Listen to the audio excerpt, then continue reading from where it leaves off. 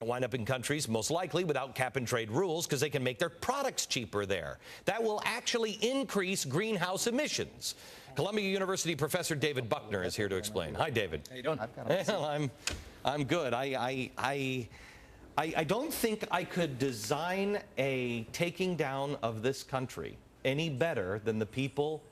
If I were an enemy of this country, I don't think I could design anything. You'd slide it in on a Friday night, wouldn't you? Yes, I have. You'd slide it in on a Friday night so it doesn't hit the news cycle until Monday. And the reality of this... Not even that. You go on vacation. They go on vacation after this, so they're gone for a week, so they won't feel the public wrath. And next week is a holiday. Yeah, what they don't recognize here is that we're not seeing the full picture. On the one side, they're saying that prices have to be inherently increased, so that will be an incentive to not produce products. On the other side, they're saying it's not going to cost us anything.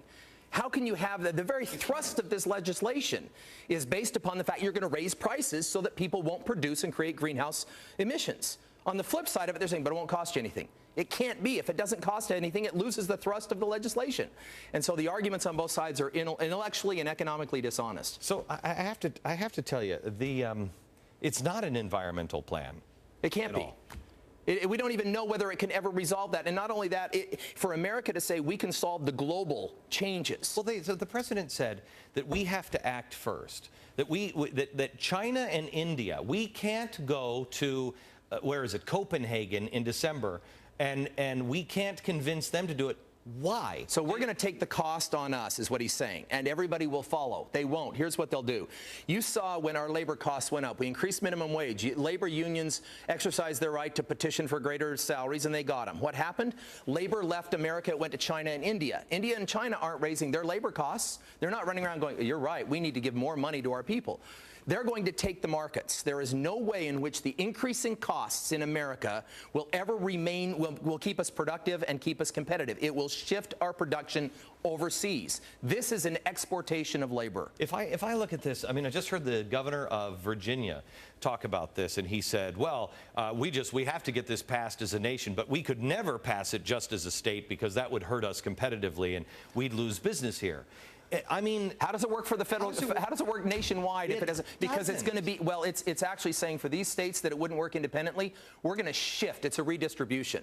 So the ones that get hurt, oh, we're going to even it out across the country. David, how long does it take? I mean, you know, I mean, I don't know if you're as pessimistic as I am. I mean, I think we are witnessing the destruction of our country. I really do. I don't know if it's in 2 months, 2 years, 20 years, but we are seeing unsustainable ideas happen here. We're seeing the cannibalization of capitalism. I agree with that. We are seeing policies in 5 months that have cannibalized 5 corporations and brought them underneath the umbrella of one government, which I never would have imagined in a capitalist environment in America we would see. We're seeing even these environmental bills with no science and no way to pay for them fully validated. There is not economic honesty in the dialogue. That's what concerns me. And it's not just about politics. It is the economics of it. Tell me how you're going to raise the cost of something such that people will be dissuaded from producing and not cost anything on the other side. The thrust of the argument is the increase in cost. So, David, I had people call the radio show today, and this language really scares me, quite honestly. People are saying, Glenn, how is this not treason? I don't know how to answer that other than treason is a whole different thing. It's very specific in the Constitution, et cetera, et cetera. But you're either a moron or you're just so greedy for power or whatever. These people are destroying capitalism. How do you turn this around? As a lawyer, I could make the case that they believe that the unified purpose of which a Politburo or committee makes decisions under the planned argument that you just heard is better than individuals having to decide for themselves. Which is that goes against our republic. It goes against everything that the founders established. It goes against everything that we have created. I get that. But they believe it. They believe that in this modernist approach to things. America doesn't. Agreed. America, you are not red.